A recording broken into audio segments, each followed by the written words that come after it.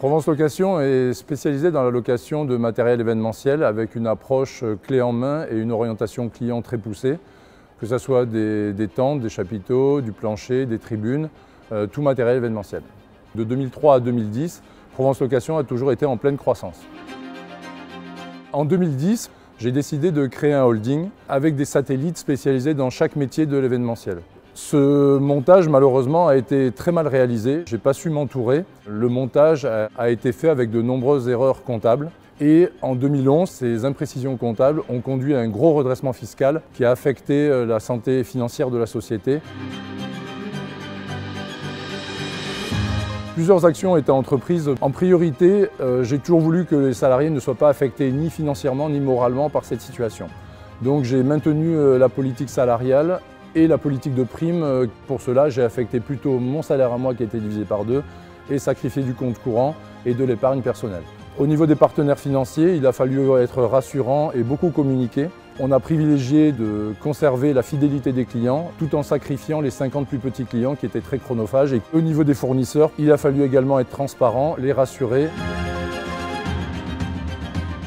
Alors, les facteurs clés de réussite de ce retournement reposent sur 4 éléments. Le premier, c'est le personnel, avec des équipes très motivées, très engagées, aussi bien au niveau administratif qu'au niveau de l'exploitation. Des clients très fidèles qui nous suivent depuis très longtemps et qui nous ont permis de garder des chantiers pérennes malgré les difficultés. Une politique ambitieuse, parce que même dans ces moments-là, on a continué à aller de l'avant pour marquer des essais. Et une forme de confiance en l'avenir, malgré les difficultés, parce que les fondamentaux étaient bons.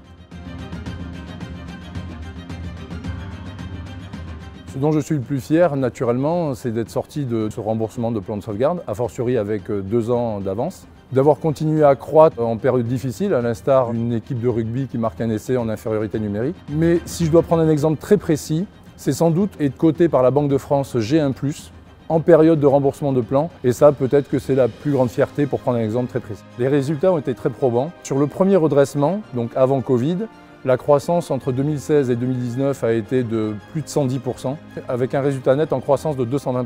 La période Covid a connu un deuxième retournement, puisqu'entre 2019 et 2022, la croissance a été de plus de 53%, avec un résultat amélioré également de plus de 100%. 2024 s'annonce très prometteur, et nous envisageons pour cette année de développer Provence Location au niveau régional sur Montpellier et Nice pour constituer un groupe régional. Être nominé au prix Ulysse, c'est naturellement une forme de reconnaissance des pairs, une reconnaissance de la résilience, mais plus encore une forme de réparation pour la société et pour moi à titre personnel.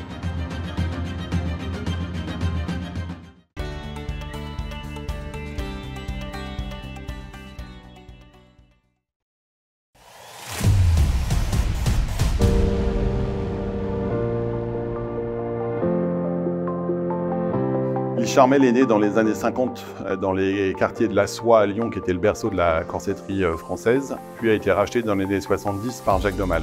Suite à cette reprise, le groupe a connu pendant plusieurs décennies un développement de ses activités significatifs, et dont les marques principales sont Lee Charmel et Antigel, mais aussi en développant toute une activité de balnéaire. Cet ADN très singulier a permis au groupe un fort développement dans les décennies qui ont suivi, malgré ce plan stratégique structuré en 2018 avec un ralentissement de la consommation en fait de lingerie et des difficultés conjoncturelles, des gilets jaunes et des grèves. Le groupe s'est retrouvé dans une difficulté de trésorerie. Suite à cela, une procédure de mandat ad hoc a été engagée pour discuter avec ses partenaires bancaires. À peine quelques semaines après les débuts des discussions avec nos partenaires bancaires, le groupe a été victime d'une très violente cyberattaque où l'intégralité de son système d'information s'est retrouvée cryptée en à peine 3 heures dans la nuit. Le 8 novembre au matin, l'intégralité des processus et des activités du groupe était à l'arrêt et mettra près de 6 mois en fait à retrouver une activité normale. À peine quelques jours après, le groupe s'est retrouvé confronté au confinement qui a, pour plusieurs mois, ensuite arrêté l'intégralité de ses activités. Dans cette situation apocalyptique, la première des décisions a été de constituer 3 principaux groupes de projets. Le premier qui était IT pour le redémarrage de toute l'informatique du groupe et de ses processus métiers.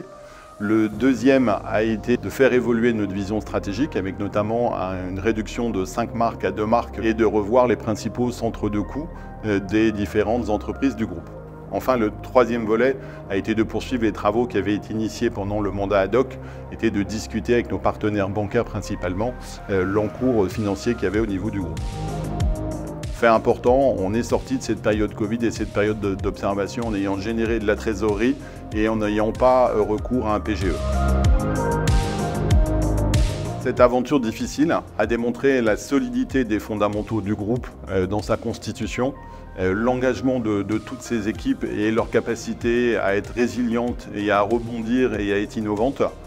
À date, on devrait finir une année 2023 avec un chiffre d'affaires supérieur à 50 millions d'euros et une dette nette qui est de l'ordre de 0, alors qu'elle était de plus de 30 millions d'euros avant l'entrée en procédure. Lee Charmel aujourd'hui, c'est 800 collaborateurs, c'est plus de 2000 points de vente en fait à travers le monde, une dizaine de boutiques en propre et une présence également dans les plus beaux corners de grands magasins comme Le Bon Marché ou Bergdorf Goodman. Je pense que Lee Charmel mérite le prix Ulysse pour 3 raisons principales. Le chemin parcouru par Lee Charmel est vraiment atypique. Le deuxième point, c'est vraiment pour saluer et remercier l'engagement de toutes les équipes qui, après une cyberattaque, une période Covid, la période des Gilets jaunes, a su maintenir l'entreprise et aujourd'hui, à présent, la développer. Et un point beaucoup plus technique sur les outils qui ont été utilisés pendant le redressement judiciaire, notamment dans la négociation du passif, mais aussi d'avoir été challengé de façon très dynamique par tous les organes de la procédure, qui pour moi a été un des points clés à la réussite en fait, de ce retournement.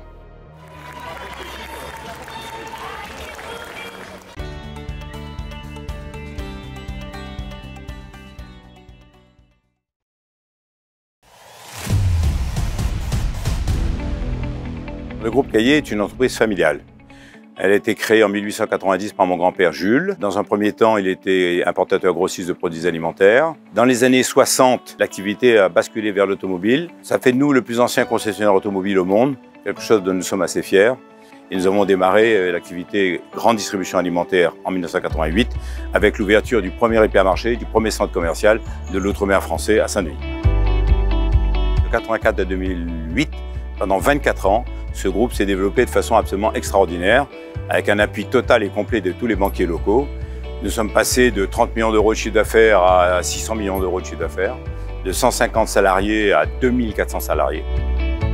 Mais malheureusement, en 2008, il se produit plusieurs choses en même temps, extrêmement négatives pour nous. La première chose, c'est que nous avons racheté un de nos concurrents en 2007, et en 2008, le marché automobile s'effondre. Dans le même temps, l'activité BTP, c'est-à-dire TP poids lourd, dans laquelle nous étions extrêmement présents, extrêmement puissants, s'effondre complètement. On se retrouve avec 40 millions d'euros de stock.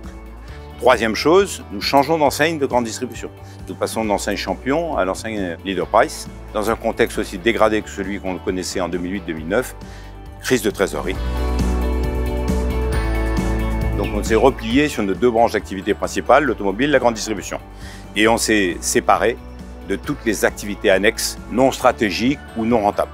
En gros, on a divisé la taille de l'entreprise par 2. Et puis surtout, j'ai changé les équipes de direction. Donc j'ai pris à la fois pour l'automobile et pour la grande distribution alimentaire 2 patrons dont le profil correspondait à des situations de crise aiguë.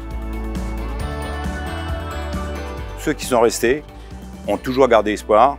Aucun d'entre nous n'a baissé les bras. Donc c'était cet état d'esprit qui nous a sauvés. Et après, un petit coup de pouce du destin. À partir de 2016, le marché automobile est remonté petit à petit à son niveau. La grande distribution, petit à petit, on a fait aussi nos armes. Donc tous ces éléments-là se sont améliorés et du coup, le groupe a pu s'en sortir de cette façon-là.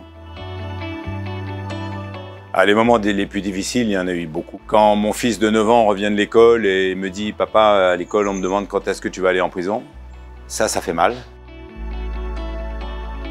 Alors, les résultats d'aujourd'hui, ils sont plutôt satisfaisants puisque nous avons retrouvé le chiffre d'affaires que nous faisions il y a 12 ans, un peu plus de 600 millions d'euros de chiffre d'affaires. Nous avons 1400 collaborateurs aujourd'hui, on est redevenu l'une des entreprises les plus importantes, on est dans le top 5 des entreprises locales et on a surtout une rentabilité qui a été multipliée par 10, donc qui nous donne une force infiniment plus grande que celle qui était la nôtre il y a 10 ans. Je trouve qu'on mérite ce prix. Ce que nous avons fait, c'est absolument incroyable. On nous donnait une chance sur 1 million de réussir ce que nous avons fait, payer 260 millions d'euros de dettes en 12 ans, sans avoir eu la moindre remise de peine de la part de qui que ce soit. C'était juste incroyable, inimaginable, et on l'a fait.